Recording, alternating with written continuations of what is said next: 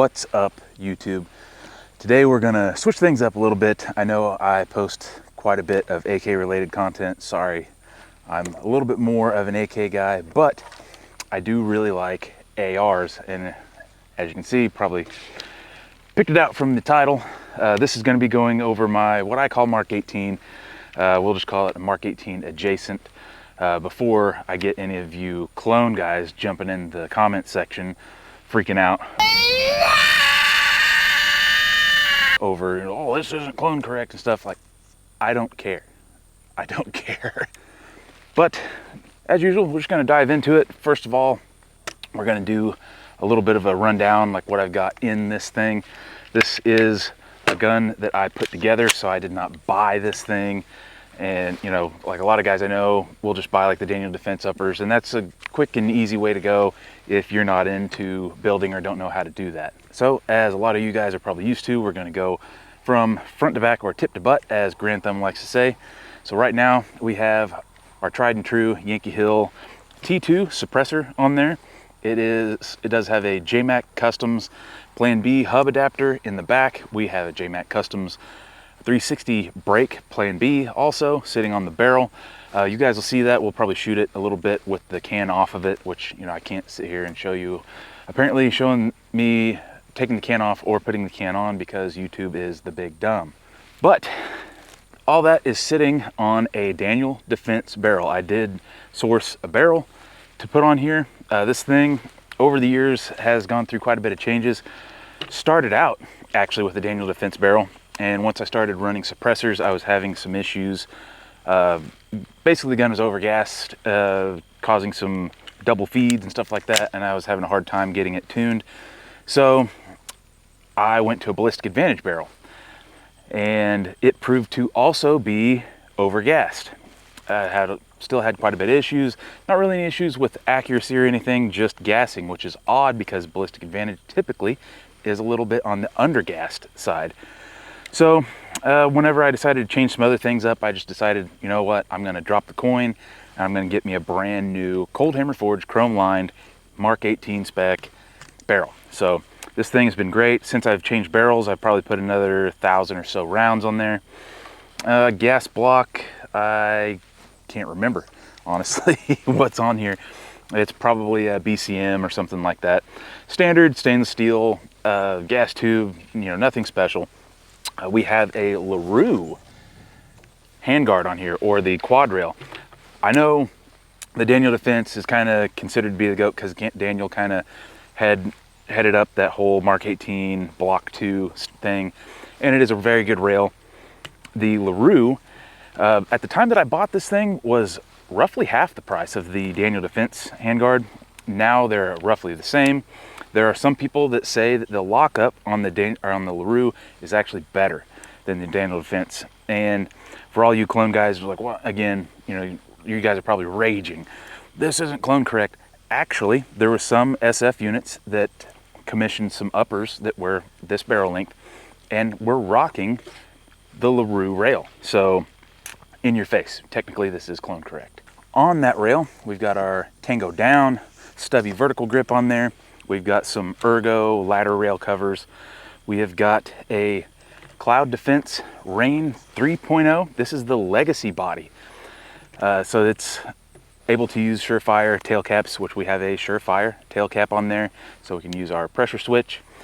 We have a PRI, actually, front sight post, and I do have that sitting on there reverse, so it can just, because even with this rail length, you're kind of, as you can see, you get kind of crammed for space pretty quick. So having that sit forward, it doesn't have any effect on how it works or anything. It just opens my rail up for more real estate. From there, this is all sitting on a BCM upper receiver. So the BCMs are pretty cool. I mean, BCM makes really good stuff. The one kind of cool thing that some of you guys may not know about BCM is whenever you go to put a barrel in one of these things, it is what they call thermo fit. So I put this thing on what they call an action rod when I was assembling this, and you basically have to heat the front part of this upper up to get the barrel in, because once it's cold and cooled down, it has shrunk down and you pretty much can't get a barrel in there. So this is a thermo fit. It's supposed to be tighter, supposed to produce better accuracy according to BCM. I don't know, we'll find out. This thing has always shot pretty good. So in there, it may be kind of hard to tell, but this is actually a nickel boron Landtac E-bolt. So this is they're enhanced. The gas ports here are a little bit larger than normal, so it actually vents off a little bit more gas. The third hole that is behind right here is actually forward.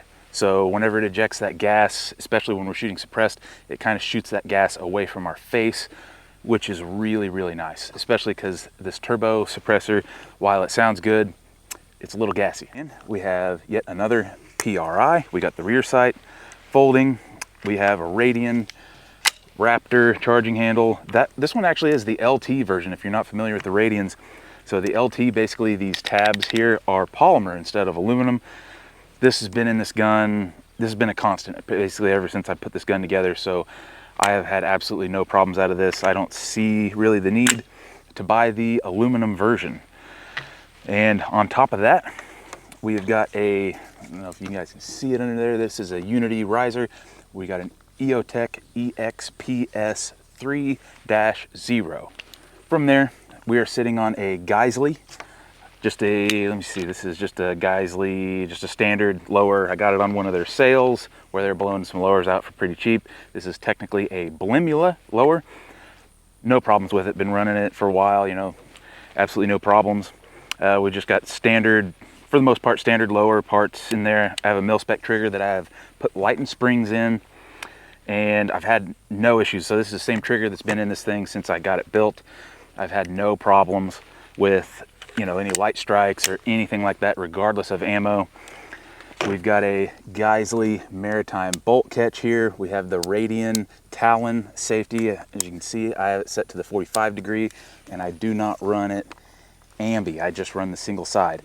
We've got the B5 pistol grip, my favorite when it comes to ARs. I'm starting to switch a lot of my AKs actually over to the B5 grip. It's by far my favorite. Love the texture, love the size of it because I have gorilla hands. I believe we also have a B5 polymer trigger guard. Trigger guards don't really flip my trigger, as some people will say. All right, and back from there, we just got a standard end plate, standard castle nut. We have a standard forward assist. Back here though, we are rocking the BCM Mark II buffer system. If you're not familiar with that, it is basically a ripoff of the Veltor, however you want to call it. It's their buffer, it's like their A5 buffer system. So I'm using a standard rifle length spring. So it's the same spring that you would put in like a full stock M16 or something. The buffers themselves are about 7/8 of an inch longer, so they're typically heavier. The thinking or the idea behind this is, since you have more coils in that spring, it's going to be more consistent. And I have noticed it to be pretty beneficial shooting a suppressed gun, especially again with this pretty overgassed suppressor. And then on the back, we've got also Veltor, whatever you want to call it, stock. This is the, I'm not sure, iMod, something like that. I've always thought these things they looked really cool. They are not cheap, but for you fellow bearded / mustachioed boys out there, this is the only stock I've ever had that has not pulled my hairs out. I've tried pretty much everything under the sun and they all do it except this one. But over the years, I have built and owned quite a bit of short AR in many different configurations, calibers, barrel lengths and stuff. This was the one that just kind of stuck around. So this is the first AR-15 SBR that I ever did.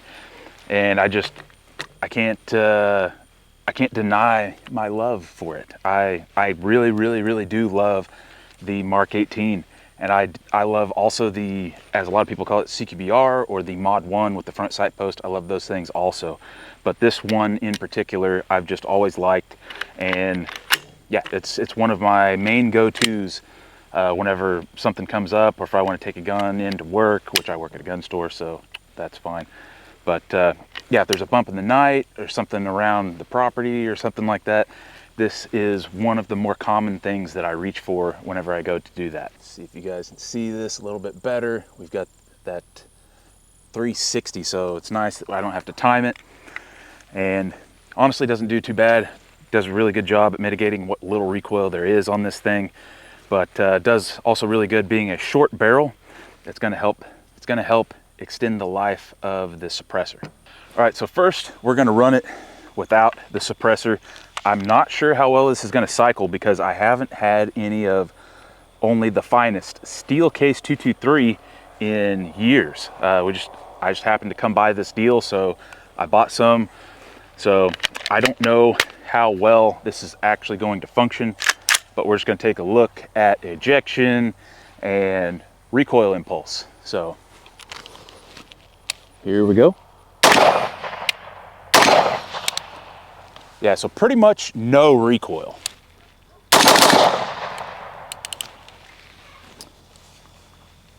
Like I mentioned there, that's not coming back far enough. So it's definitely undergassed, not using a suppressor.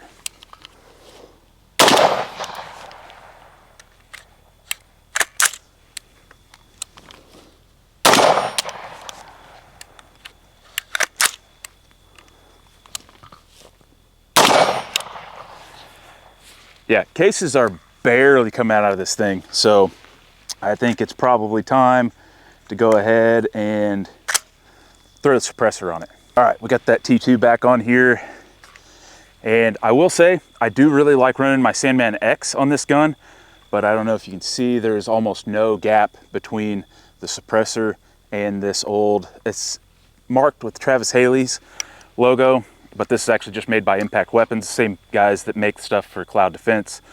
And basically if I put the Sandman X on there, it's touching that. So this bar, which is attached to my rail, is putting pressure on my suppressor, which is attached to my barrel.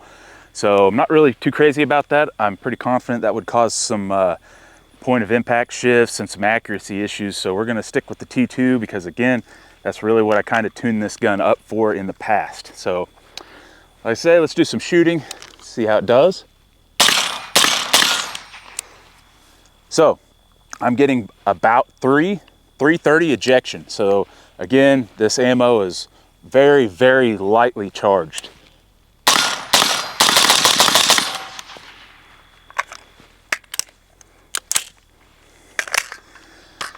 Runs fine as long as we got the can on it. If I were to shoot something like even PMC bronze, it would run that just fine, both suppressed, unsuppressed, because honestly, again, I didn't really see the possibility of getting any steel case pretty much ever again. All right, let's get set up to do some 1R1s. Haven't done that in a while with an AR.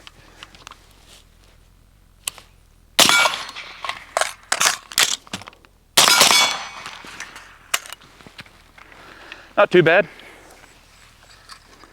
Let's try that again. Go from high ready.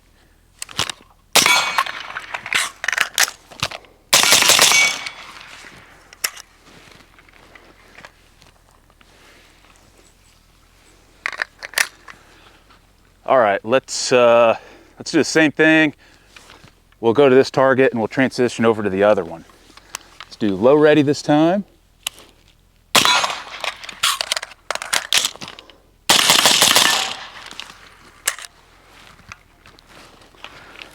Not too bad, kind of fumbled that one a little. Let's do the same. We'll transition from this target over to the left one. Let's do over the shoulder.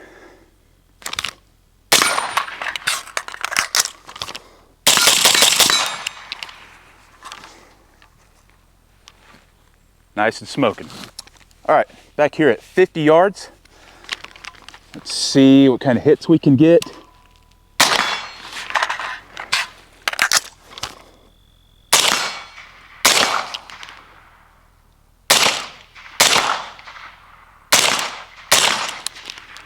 So first two were on C-zones, then I went for my little 5-inch gong, and then I went for my 8.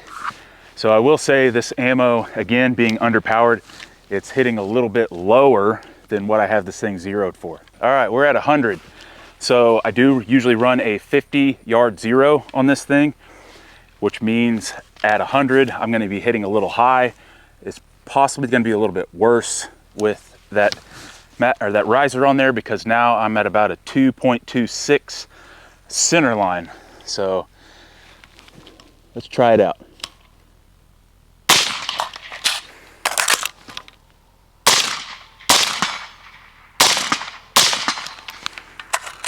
Not too bad. It's hitting a little closer to point of aim. Again, this ammo is pretty underpowered, so we're already shooting low at 50. All right, we're still back here at 100. I'm gonna see if I can possibly smack my 8-inch from back here. So we'll just try a point of aim, like a direct dead on hold there. Here we go. First shot. So let's try a transition. Got that 8-inch. Let's try for the 5.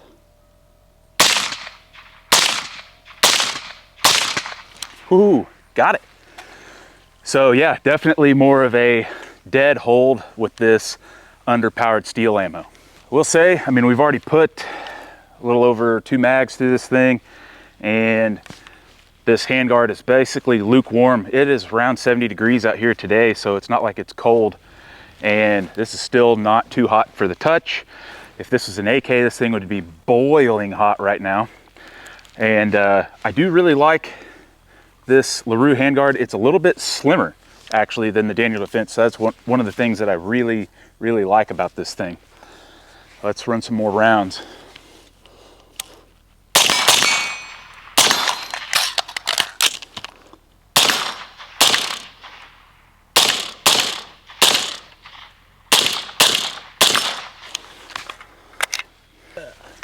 But we're back here at 50.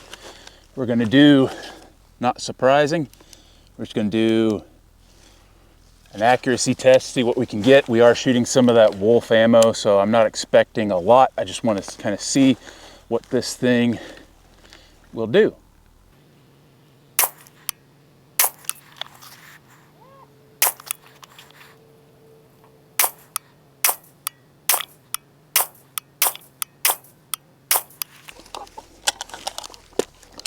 All right.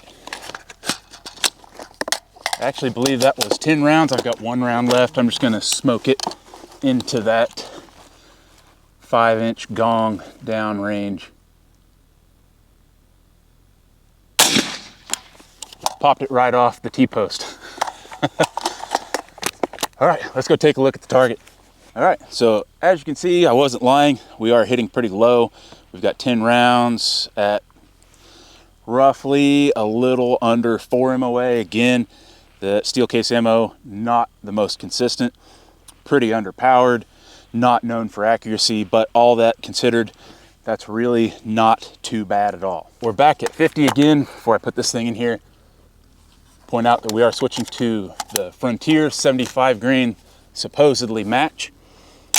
So we got a true 5.56 spec and should be some more consistent ammo, and we'll see what this thing is capable of as well as what I'm capable of.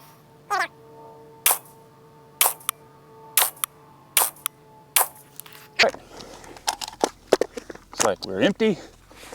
Let's go take a look. All right, so this round was from the previous group. Since it's outside, I didn't paste it, but we have got 1, 2, 3, 4, 5 in maybe 3/4 of an inch. So that's about 1.5 MOA with, you know, a short gun with just a dot and my obviously not great eyes. And this thing being in the shade, you know, I can stack on excuses all I want, but that's really good. That's honestly really good, especially from a cold hammer forged chrome line barrel. So it's not a match barrel. I don't have a solid cheek weld because some people think that's the end all be all. In an optic like an EOTech, I don't think it really matters that much. But yeah, we're talking about 1.5 MOA at 100 with match ammo. That's pretty damn good, and it really shows you what you can really accomplish with such a short gun.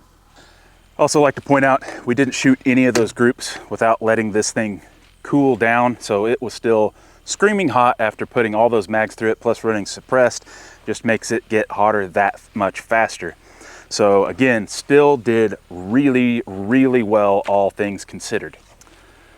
So that basically wraps everything up on the Mark 18. Again, I don't really care if you get infuriated by me calling this a Mark 18, because I don't care about it being clone correct or not. This is a great little rifle. It just shows what you can do. You don't have to buy it completely done. You can build a gun and it still do extremely, extremely well. And this thing will be in my collection for a long time. Not that it's anything special, because, you know, where there's one of these things, there's 100 more. The Mark 18 Block II Mod 1, whatever you want to call it, with the free floated quad rail, is easily one of the most common short 5.56 ARs in existence, bar none. And there's good reason for it. This thing is awesome. I love this thing. But if you guys have any other questions, comments and stuff, you know where to drop those down in the comment section. And I hope you guys enjoyed this little video. If you like what you saw, consider liking, sharing, subscribing, doing all that cool BS. And I hope to see you guys in the next one.